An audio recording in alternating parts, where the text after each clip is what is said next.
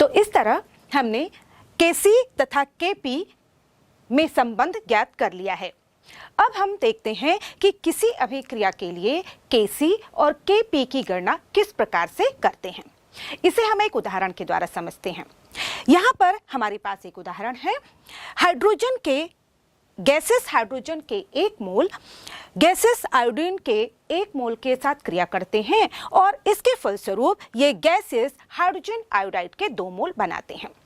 अब इसके लिए हमें Kc और Kp किस प्रकार से ज्ञात होगा, इसके लिए हमें एक्सप्रेशन प्राप्त करना है। तो यहाँ पर हम लेंगे सबसे पहले इन जो भी अभिकारक और उत्पाद हैं उनकी प्रारंभिक सांद्रता। अब यहाँ पर हम लेंगे कि क्योंकि यहाँ पर हाइड्रोजन गैस और आयोडीन गैस है और ये दिख रहा है संतुलित रासायनिक समीकरण में कि इनके 1-1 मोल मिलकर हाइड्रोजन आयोडाइड के 2 मोल बनाते हैं।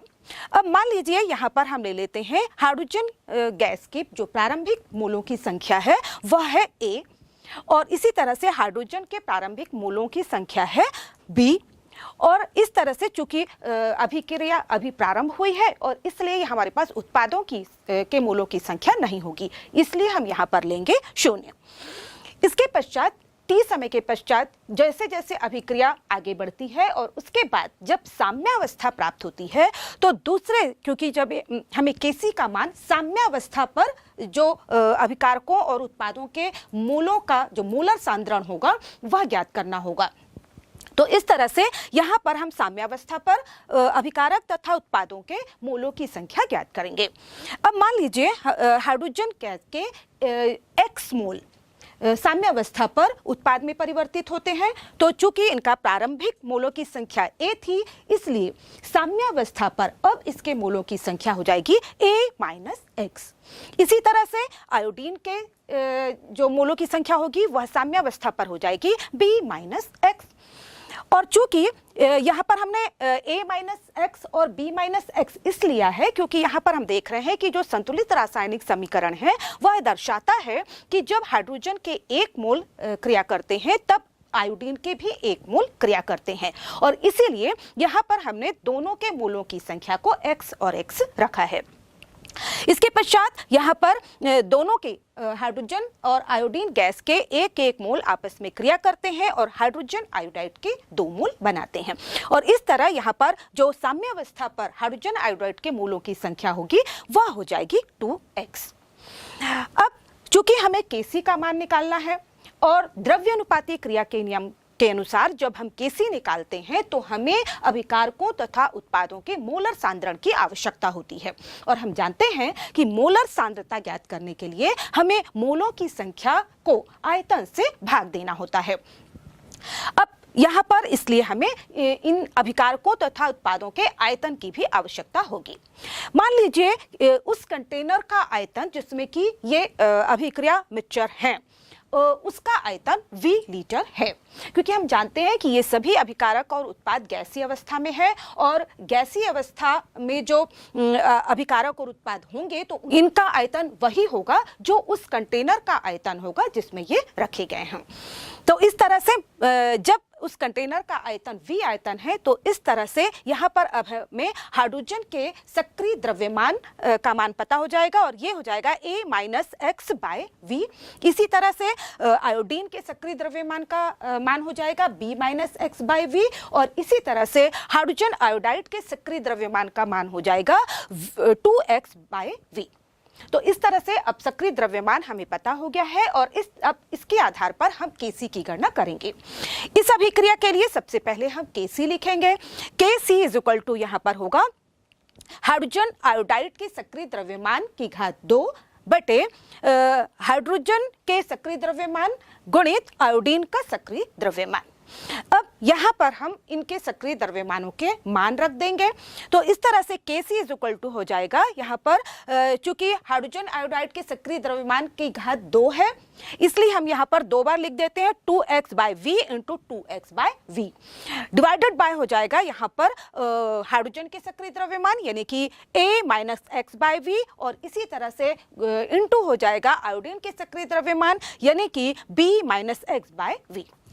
अब इसको हम कैलकुलेट करेंगे तो हम जानते हैं ऊपर भी v है और नीचे भी 2 v आता है ना। जब ये पक्षांतर होगा तो v ऊपर चले जाएंगे और दोनों जो चारों v हैं आपस में कैंसिल हो जाएंगे। तो इसके पश्चात इसके बाद जो हमारे पास 2x इंटू 2x है तो 2 का 2 से गुणा हो जाएगा और उसी तरह से x का x के साथ गुणा हो जाएगा। यहाँ पर हम बता दें कि जो ये x है ये वियोजन की मात्रा है। तो यहाँ पर kc इज इक्वल टू हो जाएगा 4x का square divided by a minus s into b minus x। तो इस तरह से हम kc की गणना कर सकते हैं। यदि हमारे पास इसकी वैल्यू पता है तो हम उनके मान रखकर इसे ज्ञात कर सकते हैं। अब kc के आधार पर हमें kp भी निकालना है और इसके पहले हमने जाना है kc और kp में किस प्रकार का संबंध होता है। हम जानते हैं kp इज इक्वल टू होता है kc RT की पावर डेल्टा n। और इसलिए सबसे पहले यदि हमें kc की सहायता से kp निकालना है तो सबसे पहले डेल्टा n का मान निकालना होगा। और हम जानते हैं delta n is equal to होता है उत्पादों के मोलों की संख्या माइनस अभिकारकों के मोलों की संख्या। तो यहाँ पर हम डेल्टा n जब निकालेंगे तो हम अभिक्रिया को देखकर पता लगा सकते हैं कि उत्पादों के मोलों की संख्या 2 है, साथ ही साथ यहाँ पर अभिकारक के मोलों की संख्या भी 2 है और इस तरह से डेल्टा n का मान हो जाएगा 0। इस तरह से अब हम kp निकाल लेंगे। kp इज इक्वल टू हो जाएगा kc इंटू RT की पावर 0। तो यहाँ पर हम जानते हैं कि जिसके पावर में 0 लगा होता है उसका मान 1 हो जाता है। तो इस तरह से kp इज इक्वल टू हो जाएगा kc के वैल्यू हम यहाँ पर रख देंगे 4x का square divided by a minus x into b minus x। और चूंकि यहाँ पर RT का पावर 0 है इसलिए वो यहाँ पर कैंसिल हो जाएगा, उसकी जगह 1 आ जाएगा और इस तरह से हमें kp की वैल्यू यहाँ पर वही प्राप्त हो रही है जो कि kc की वैल्यू है। यानी कि इस अभिक्रिया के लिए kp और kc के मान एक दूसरे के बराबर होंगे। इसी तरह से हम एक और उदाहरण लेते हैं। यहाँ पर उदाहरण हमने लिया है नाइट्रोजन गैस के 1 मोल हाइड्रोजन गैस के 3 मोल के साथ क्रिया करते हैं और अमोनिया गैस के 2 मोल बनाते हैं। अब इस अभिक्रिया के लिए भी हम kc की वैल्यू और kp की वैल्यू ज्ञात करना सीखेंगे। इस अभिक्रिया के लिए भी हम सबसे पहले मोलों की संख्या ज्ञात करेंगे। तो अभिक्रिया के प्रारंभ में मोलों की संख्या, इसके लिए हमने लिया है, मान लीजिए नाइट्रोजन गैस के a मोल हाइड्रोजन गैस के b मोल के साथ क्रिया करते हैं और यहाँ पर जो प्रारंभ में चूंकि अमोनिया उत्पाद है और इसलिए उत्पाद की मात्रा हमारे पास होगी 0। अब साम्यावस्था पर हम मान लीजिए साम्यावस्था पर नाइट्रोजन के x मोल उत्पाद में परिवर्तित हो जाते हैं तो यहाँ पर जो शेष मात्रा होगी अब वो हो जाएगी a माइनस x के। इसी तरह से यहाँ पर अब हाइड्रोजन के मोलों की संख्या मान लीजिए साम्यावस्था पर, क्योंकि हम यहाँ पर देख रहे हैं कि नाइट्रोजन के 1 मोल जब क्रिया करते हैं तो उस समय हाइड्रोजन के 3 मोल क्रिया करते हैं, इसलिए यहाँ पर जब हमने नाइट्रोजन के x मोल लिया है वियोजन की मात्रा, ये जो वियोजित होकर उत्पाद में परिवर्तित होते हैं, तो उसी समय हाइड्रोजन के 3x मोल उत्पाद में परिवर्तित होंगे। तो इस तरह से साम्यावस्था पर जो मोलों की संख्या रह जाएगी वो होगी b माइनस 3x। साथ ही साथ यहाँ पर दोनों अभिकारक मिलकर अमोनिया के 2 मोल बनाते हैं और इस तरह से यहाँ पर अमोनिया के मोलों की संख्या हो जाएगी 2x। अब यहाँ पर हमें मोलों की संख्या पता हो गई है, लेकिन हमें यहाँ पर ज्ञात करना है मोलर सांद्रण कंसंट्रेशन या हम कहें एक्टिव मास। तो इसके लिए हमें पुनः इनके आयतन से इनके मोलों की संख्या को भाग देना होगा। तो इस तरह से साम्यावस्था पर नाइट्रोजन के एक्टिव मास या सक्रिय द्रव्यमान का मान हो जाएगा a minus x by v। इसी तरह से हाइड्रोजन के लिए इसका मान हो जाएगा b minus 3x by v और इसी तरह से अमोनिया के लिए इसका मान हो जाएगा 2x बाई v। इसके बाद हम kc निकालेंगे द्रव्यानुपाती क्रिया के नियम से और यहाँ पर इसके लिए जो हम kc का समीकरण होगा वो एक्सप्रेशन होगा वो इस प्रकार से लिखेंगे, अमोनिया के सक्रिय द्रव्यमान की घात 2 बटे नाइट्रोजन के सक्रिय द्रव्यमान इंटू हाइड्रोजन के सक्रिय द्रव्यमान की घात 3। और इस जो व्यंजक है, इस व्यंजक में अब हम जो हमने सक्रिय द्रव्यमान ज्ञात किया है उनके मान रखते हैं। तो यहाँ पर Kc इज इक्वल टू हो जाएगा अमोनिया का सक्रिय द्रव्यमान यानी कि 2x/v की पावर 2 ये डिवाइडेड बाय हो जाएगा a माइनस एक्स की डिवाइडेड बाय v, और इसके साथ जो हाइड्रोजन के लिए सक्रिय द्रव्यमान लिखेंगे वो हो जाएंगे b माइनस 3x/v की पावर 3। तो इस तरह से अब हम इसको सॉल्व करते हैं। सॉल्व करने के लिए यहाँ पर हम देखेंगे कि ऊपर यहाँ पर हमें दो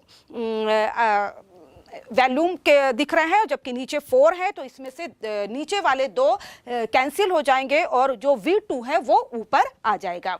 साथ ही साथ यहाँ पर 2x² है, तो 2x² का जब हम कैलकुलेट करेंगे तो यहाँ पर हो जाएगा हमारे पास 4x का स्क्वायर। तो इस तरह से ऊपर हमें मिल गया 4x का स्क्वायर इंटू v का स्क्वायर, और ये डिवाइडेड बाय हो जाएगा a minus X into b minus 3x की पावर 3। इसके बाद हम निकालते हैं Kp की वैल्यू। तो हम जानते हैं Kp इज इक्वल टू होता है Kc इंटू RT का पावर डेल्टा n। अब यहाँ पर सबसे पहले हम डेल्टा n की वैल्यू निकालेंगे। यहाँ पर जो मुख्य संतुलित समीकरण है उसमें हम देख सकते हैं कि जो प्रोडक्ट के मोलों की संख्या है वो है 2, जबकि अभिकारक के मोलों की संख्या है 4। तो यहाँ पर 2 माइनस 4 इज इक्वल टू हो जाएगा -2, यानी कि यहाँ पर डेल्टा n की वैल्यू है वह -2 आएगी। तो इसे हम इक्वेशन में रखते हैं और यहाँ पर हमें प्राप्त होगा Kp is equal to Kc into RT का पावर -2। और इस तरह से जब हम यहाँ पर कैलकुलेट करेंगे तो Kc का वैल्यू यहाँ पर लिख देंगे। तो यहाँ पर Kp इज इक्वल टू हो जाएगा Kc की वैल्यू यहाँ पर है 4x का स्क्वायर इंटू v का square divided by a minus X into b minus 3x की पावर 3 इंटू यहाँ पर चूंकि RT का पावर दिया हुआ है इसलिए यहाँ पर हो जाएगा RT का पावर -2। तो इस तरह से हमें ये जो इक्वेशन प्राप्त हुआ है इसमें यदि हम इनके आंकिक मान पता हो तो इसके आधार पर हम इनकी वैल्यू Kp और Kc की वैल्यू पता कर सकते हैं। इसी तरह से एक और उदाहरण ले सकते हैं।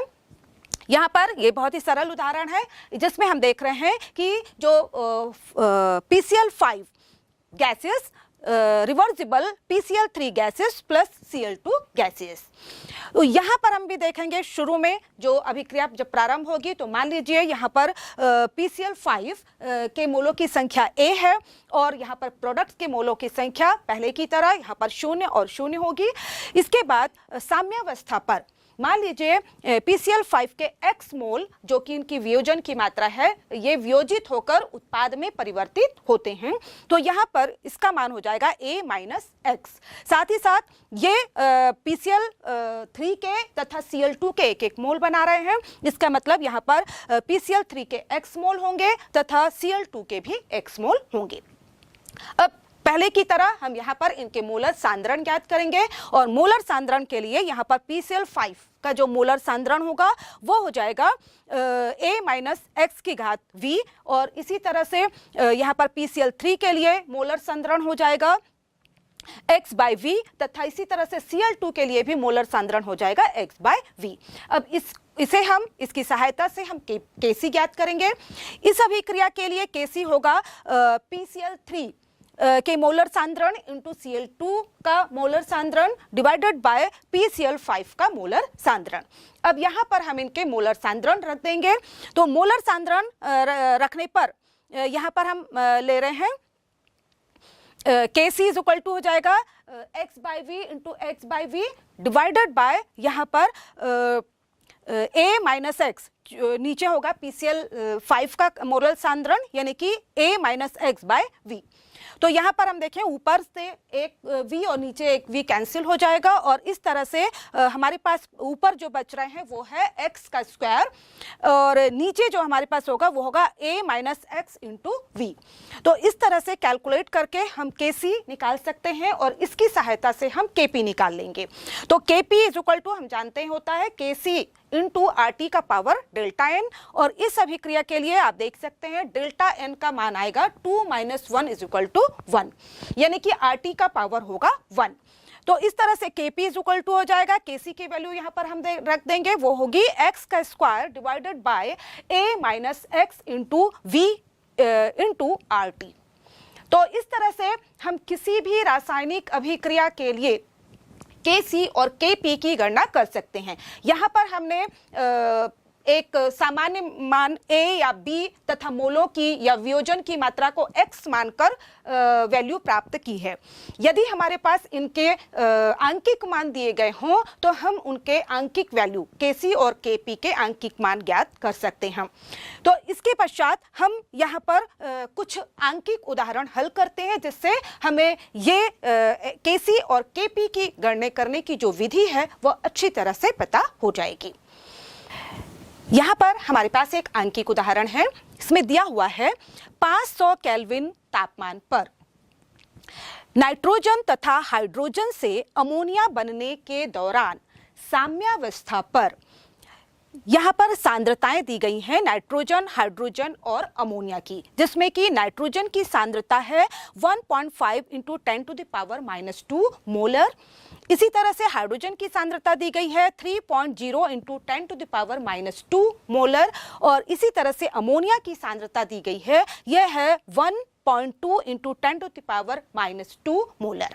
तो यहाँ पर हमें देख रहे हैं कि मोलर सांद्रता हमारे पास दी हुई है, और इसकी सहायता से अब हमें Kc तथा Kp के मान ज्ञात करने हैं। तो यहाँ पर हम सबसे पहले इसका संतुलित रासायनिक समीकरण लिखेंगे। यहाँ पर हम जानते हैं कि जब नाइट्रोजन के 1 मोल क्रिया करते हैं उस समय हाइड्रोजन के 3 मोल क्रिया करते हैं और अमोनिया के 2 मोल बनाते हैं। तो इस तरह से समीकरण हमने लिख लिया है, और इस समीकरण के लिए अब हम Kc का व्यंजक लिखेंगे, और Kc का व्यंजक लिखने के लिए Kc इज इक्वल टू यहाँ पर हो जाएगा अमोनिया की मोलर सांद्रता की घात 2 बटे नाइट्रोजन की मोलर सांद्रता गुणित हाइड्रोजन की मोलर सांद्रता की घात 3। और इस तरह से अब यहाँ पर चूंकि हमारे पास इनके आंकिक मान दिए हुए हैं और वो हम इस समीकरण में रख देंगे। तो यहाँ पर अमोनिया की मोलर सांद्रता दी गई है, तो यहाँ पर 1.2 इंटू 10 टू द पावर -2 का यहाँ पर होल पावर हो जाएगा 2, क्योंकि यहाँ पर अमोनिया की मोलर सांद्रता की घात 2 दी गई है। इसी तरह से नीचे हम आ रहे हैं, तो यहाँ पर लिखेंगे नाइट्रोजन की मोलर सांद्रता। यहाँ पर नाइट्रोजन की मोलर सांद्रता हमारे पास है 1.5 into 10 to the power -2 molar, ये हमने लिख दिया है। इसके बाद हमारे पास है हाइड्रोजन की मोलर सांद्रता, यहाँ पर हम लिखेंगे ये हो जाएगा 3.0 इंटू 10 टू द पावर -2 का होल पावर हो जाएगा यहाँ पर Q3। तो ये इस तरह से अब जब हम इनको सॉल्व करेंगे तो यहाँ पर सॉल्व करने पर हमें जो वैल्यू प्राप्त होती है वो हो जाती है 1.44 divided by 40.5 into 10 to the power -2। अब चूंकि 10 टू द पावर -2 ये ऊपर चला जाएगा तो ये धनात्मक हो जाएगा, और इस तरह से यहाँ पर तथा 1.44 को जब हम डिवाइड करेंगे 40.5 से तो हमारे पास जो वैल्यू आएगी वो हो जाएगी 0.0355 इंटू 10 टू द पावर 4। तो इस तरह से कैलकुलेट करके हम Kc की वैल्यू प्राप्त कर सकते हैं। इसी तरह से एक और उदाहरण हम लेते हैं, और यहाँ पर एक दूसरा समीकरण दिया हुआ है। प्रश्न है 800 केल्विन पर अभिक्रिया N2 plus O2 reversible 2NO के लिए साम्यावस्था सांद्रताएं हमारे पास दी हुई हैं। ये है N2 का मान दिया हुआ है, ये है 3.0 into 10 to the power -3 molar. इसी तरह से ऑक्सीजन का मान दिया हुआ है, यह है 4.2 into 10 to the power -3 molar, और इसी तरह से NO की मोलर सांद्रता दी गई है, ये है 2.8 into 10 to the power -3 molar. अब इन सभी मानों को हम Kc के व्यंजक में रख देंगे, तो Kc इज इक्वल टू हो जाएगा जो संतुलित समीकरण दिया है उसके अनुसार NO की मोलर सांद्रता की घात 2 बटे नाइट्रोजन की मोलर सांद्रता गुणित ऑक्सीजन की मोलर सांद्रता। अब यहाँ पर हम इनके वैल्यू रखते हैं, तो Kc इज इक्वल टू हो जाएगा नाइट्रोजन की मोलर सांद्रता यानी कि 2.8 इंटू 10 टू द पावर -3 और इसका मोलर इसका हो जाएगा होल पावर 2, इसकी घात 2 हो जाएगी। और नीचे फिर हम लिखेंगे नाइट्रोजन की मोलर सांद्रता जो कि है यहाँ पर 3.0 इंटू 10⁻³ और इसी तरह से ऑक्सीजन की मोलर सांद्रता ये हो जाएगी 4.2 इंटू 10⁻³ अब यहाँ पर हम देख रहे हैं कि ऊपर प्रोडक्ट के लिए तथा नीचे अभिकारकों के लिए सभी जगह पर यहाँ पर 10⁻³ दिया हुआ है। और यहाँ पर चूंकि ऊपर जो मोलर सांद्रण है नाइट्रिक ऑक्साइड का मोलर सांद्रण है उसके घात 2 दी हुई है, यानी कि ऊपर 10⁻³ के 2 मिलेंगे, इसलिए ये सभी 10⁻³ को हम आपस में कैंसिल कर देते हैं। और इसके पश्चात हमारे पास जो मान रह जाता है वह रह जाता है Kc = 2.8 की पावर 2 और डिवाइडेड बाय 12.6।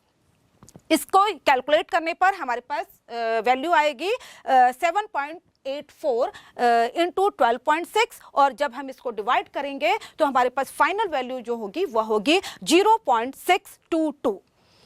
यहाँ पर हम इसके लिए कोई भी मात्रक नहीं होगा क्योंकि हम देख रहे हैं कि यहाँ पर जितने भी जो मात्रक हैं मोलर थे वो आपस में कैंसिल हो गए हैं, इसलिए यहाँ पर जो इसका मान होगा Kc का मान वो होगा सिर्फ 0.622। इसी तरह से एक और उदाहरण हम लेते हैं। तीसरा जो उदाहरण है वो यहाँ पर दिया हुआ गया है। प्रश्न है साम्यावस्था पर एक साम्य समीकरण यहाँ पर दिया हुआ है और इसमें दिख रहा है कि नाइट्रोसिल क्लोराइड NaCl के 2 अणु वियोजित होकर नाइट्रिक ऑक्साइड के 2 मोल तथा क्लोरीन के 1 मोल देते हैं। इस अभिक्रिया के लिए यहाँ पर तापमान दिया हुआ है। इस अभिक्रिया के लिए 1069 केल्विन तापमान पर Kc का वैल्यू भी दिया हुआ है। तो Kc की वैल्यू यहाँ पर दी गई है, ये है 3.75 इंटू 10⁻⁻6। ये Kc की वैल्यू यहाँ पर दी गई है और हमें कहा जा रहा है कि हम Kp की गणना करना है। तो यहाँ पर हम जानते हैं Kp और Kc में किस प्रकार का संबंध होता है, उस इक्वेशन को हम जानते हैं और उसका प्रयोग हम यहाँ पर करेंगे। तो यहाँ पर हम जानते हैं Kp = होता है Kc इंटू RT का पावर ΔN। तो सबसे पहले हम इस अभिक्रिया के लिए ΔN निकालेंगे। तो यहाँ पर हमें दिख रहा है कि जो ΔN हम जानते हैं ΔN होता है उत्पादों की मोलों की संख्या माइनस अभिकारकों के मोलों की संख्या। यहाँ पर उत्पादों के मोलों की संख्या है 2-1 यानी कि 3 और अभिकारकों के मोलों की संख्या है 2। तो इस तरह से हमारे पास ΔN का मान हो जाएगा 1 और इस तरह से अब इस इक्वेशन के द्वारा हम Kp की गणना कर लेंगे।